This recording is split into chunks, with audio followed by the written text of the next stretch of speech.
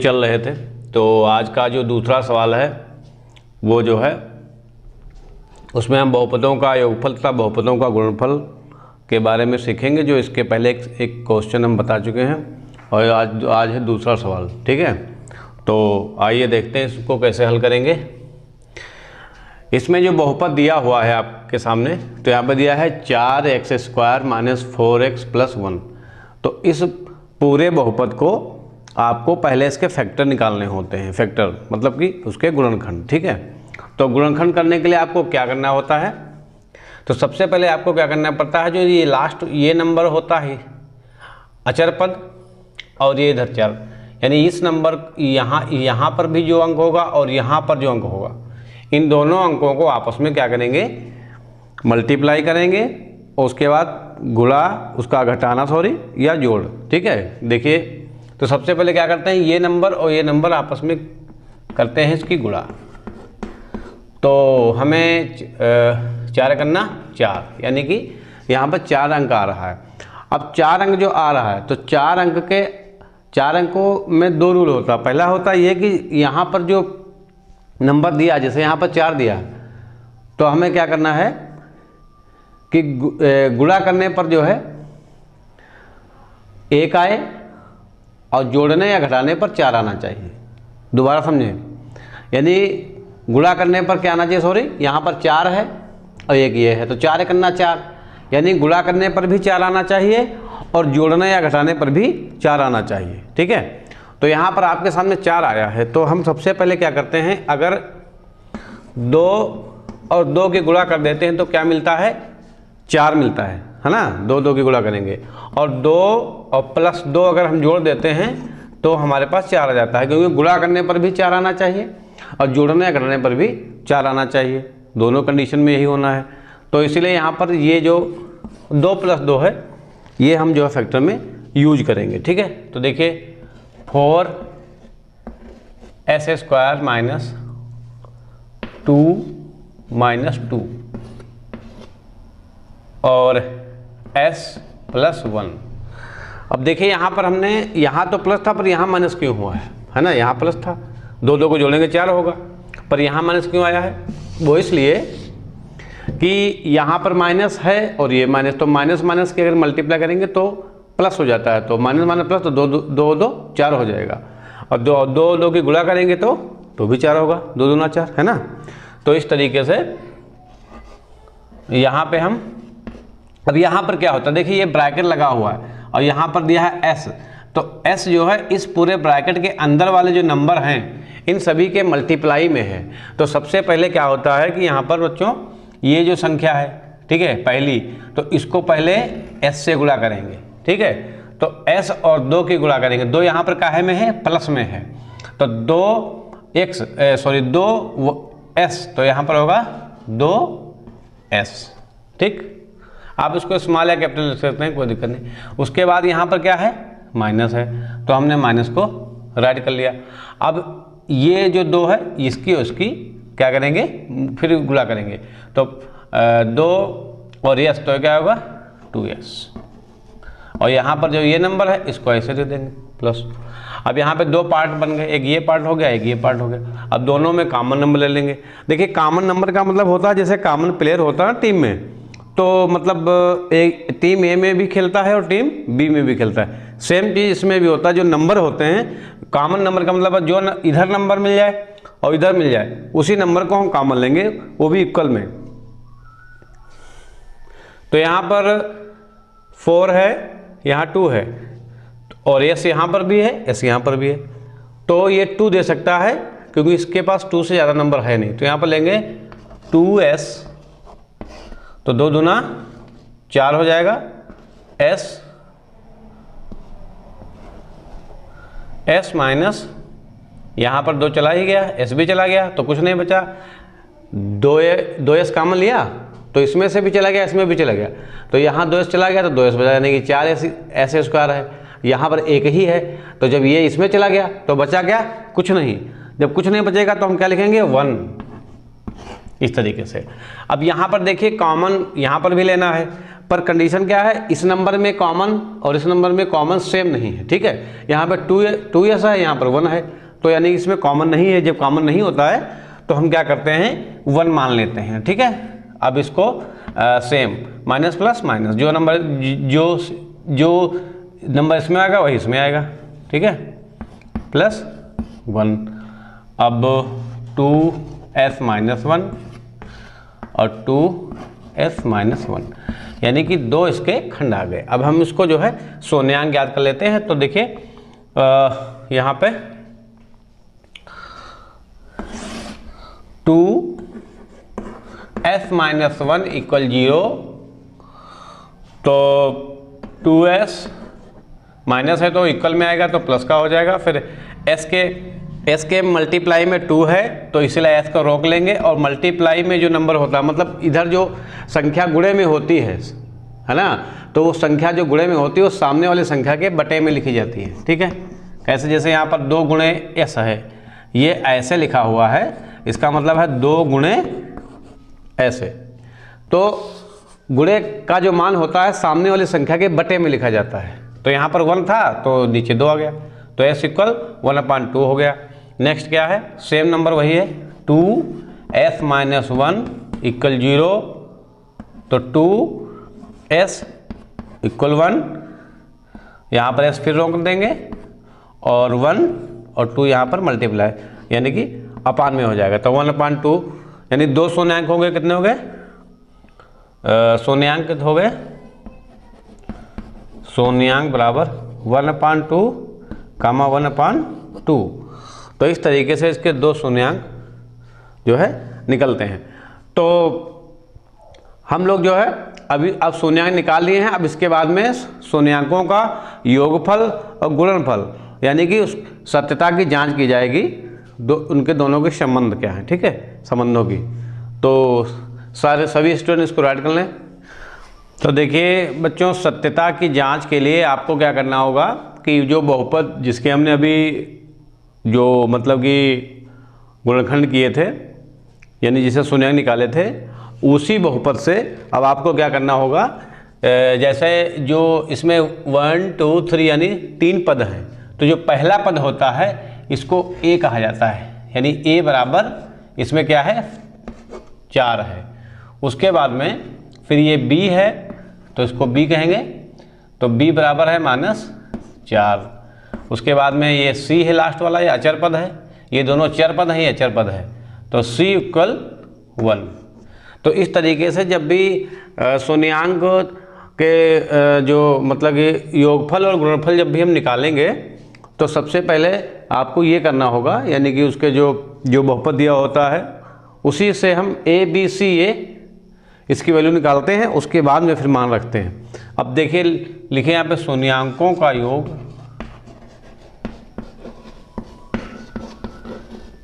योग बराबर योगफल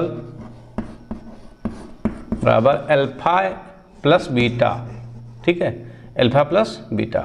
तो जो शून्यांक हमारे कौन थे, शून्यांक कौन आए थे, शून्यांक आए थे 1/2 कामा 1/2, यानी ये हमारे क्या थे, ये थे शून्यांक जो अभी हमने अभी पीछे जो इसके पहले जो लगवाया है, ठीक है। अब आपको क्या करना है, अब अल्फा बीटा, तो जो दोनों शून्यांक है उनको आपस में ऐड कर देंगे, ठीक है, यानी कि जोड़ देंगे। जो अल्फा बीटा है तो यही इसके मान होते हैं। तो अब क्या करना होगा, यहाँ पर 2 एक जैसा है, यानी कि हर बराबर हैं, दोनों तो एक ले लेंगे, 1 + 1, तो इसको ऐड कर देंगे, तो 1 1 2 हो जाएगा, और 2 नीचे हो गया तो 2 करना 2, तो कितना आ गया 1। अब शून्यांकों का योगफल, शून्यांकों का योगफल बराबर -b/a, ठीक है। तो अब -b मतलब जो इसका मान है, अब a और b का मान रखेंगे, इसमें से अल्फा जो अल्फा प्लस बीटा थे ये शून्यांकों के मान रखे गए थे। अब आपको जो है यहाँ से ए बी सी जो मान दिया है, तो माइनस बी हमारा कितना है, -4 है। तो क्या लिखेंगे, -4 और बटे में ए इक्वल कितना 4। तो देखिए माइनस माइनस क्या हो गया, प्लस हो गया। तो यहाँ पर क्या बचा 4 और नीचे 4, तो 4 करना 4, तो इक्वल में कितना आ गया 1। तो देखिए यहाँ पर शून्यांकों का योगफल भी 1 आया है और शून्यांकों का योगफल भी यहाँ पर 1 आया है। ठीक है, तो इस तरीके से अब इसको राइट करिए, फिर शून्यांकों का गुणनफल निकालते हैं। ठीक है, तो देखिए शून्यांकों का गुणनफल,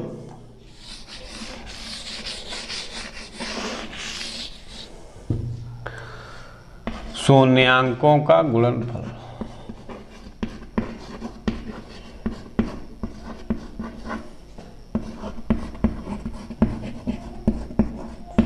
गुणनफल बराबर अल्फा गुणा बीटा। तो जो हमारे शून्यांक है उनको आपस में गुणा करेंगे, 1/2 1/2, तो ये होगा 1 करना 1 और 2 दूना 4, यानी 1/4 आ गया। शून्यांकों का गुणनफल, शून्यांकों का गुणनफल पेपर में बिल्कुल डरने की जरूरत नहीं है, इसी तरीके से आपको याद हो जाएगा। जब बार बार रिपीट करके जो है क्वेश्चन करोगे तो फिर लर्न हो जाता है फार्मूला और इजीली हो भी जाते हैं। इसलिए सभी स्टूडेंट लगातार जो है क्वेश्चनों को करते रहें। तो C/A, तो हमारा C कितना है 1 और A कितना है 4। तो यहाँ पर भी देखिए शून्यांकों का जो गुणनफल है वो दोनों जो है सेम आ रहे हैं। यहाँ पर भी 1/4 आ रहा है, यहाँ पर भी 1/4 आ रहा है, तो बराबर है। इसलिए सत्यता की जांच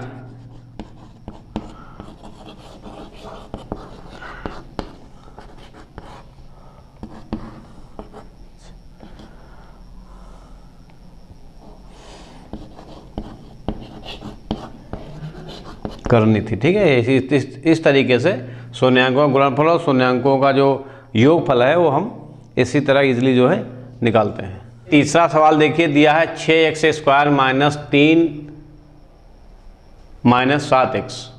तो ये एक बहुपद दिया है, इसके भी शून्यांकों के गुणनफल और शून्यांकों का जो है योगफल निकालना है और इसमें बहुपद के फैक्टर करने हैं।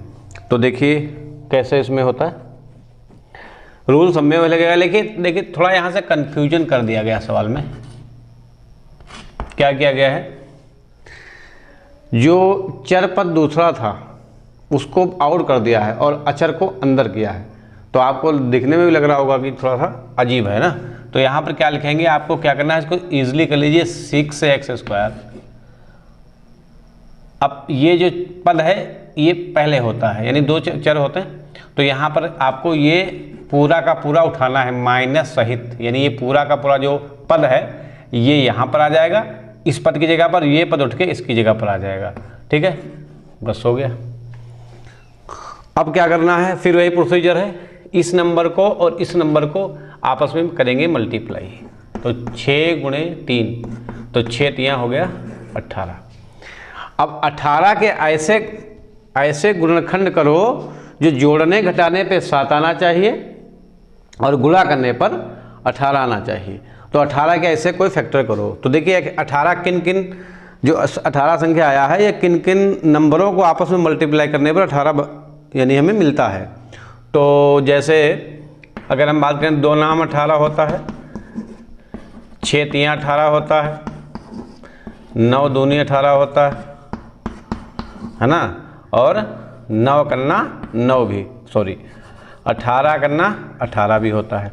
अब ये 4 स्टेप इसके 18 के हैं। अब इसमें से ऐसा कौन सा फैक्टर है जो गुणा करने पर 18 तो जाहिर सी बात आएगा और प्लस या माइनस करने पर हमारा 7 आना चाहिए।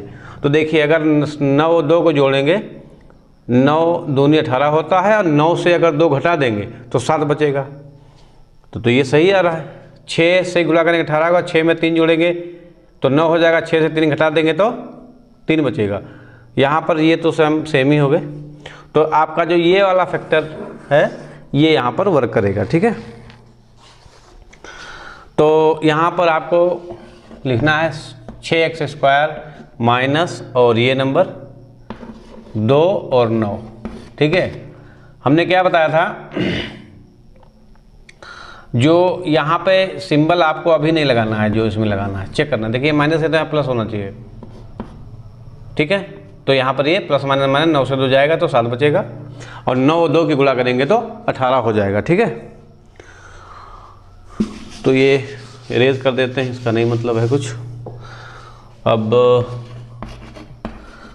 राइट करिए, यहाँ पर फिर वही करना है, ये इस नंबर को इससे गुणा करेंगे तो 2 गुणे x तो होगा 2x, फिर इसको मिटा दीजिए, फिर 9 को x से गुणा करेंगे 9x, यानी ये जो ब्रैकेट लगा है इसका मतलब होता है गुणा, ठीक है। ब्रैकेट का मतलब क्या होता है, गुणा होता है। ब्रैकेट के बाहर जब भी कोई नंबर हो ब्रैकेट के अंदर हो तो गुणे में जो है वो होता है, ठीक है।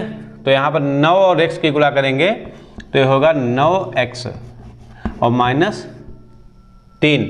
अब 2 स्टेप बन गए यहाँ पर।